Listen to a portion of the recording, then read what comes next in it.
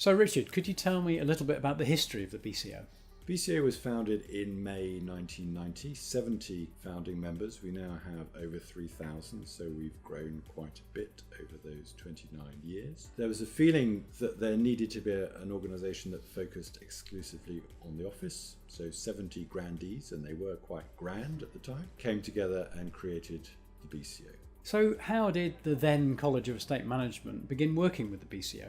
Well, having decided that there was a special place in the market for an office-focused membership body, they needed support and help in running it. And they turned to the college for that support, and the late John Leonard stepped forward and offered to run the show, and he did it exceptionally well with limited support. And for the first 9 years of the BCO's life, John was at the helm and steering it through those early days.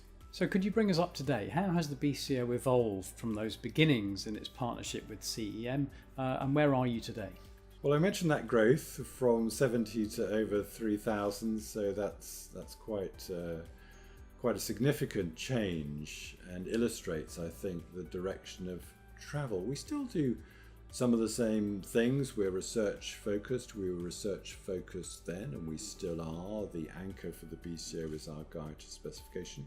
But we do much more besides. We have an awards competition, we have an annual conference, and we do many other things. But our raison d'etre is about defining excellence in product. It's about producing an ever better workspace for the ultimate client, and that's the occupier.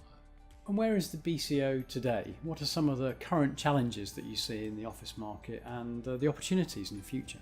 Politically, we're in uncharted territory, one might say, but for the BCO, we're very optimistic and upbeat. The quality of what we produce as a nation in terms of the workspace, the building, the product gets ever better, and we see that when we look at comparisons in other jurisdictions across the world.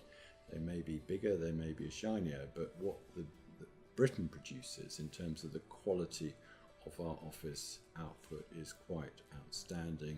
I don't see that changing. If anything, I just see it getting better and better. And what do you think the future holds for the BCO?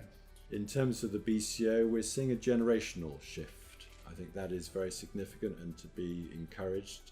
About 25% of our members are now 35 or younger, and that reflects the changes in the workforce that we see before us. And as part of our centenary year, Richard, do you have any particular message that you'd like to convey or pass on to UCEM?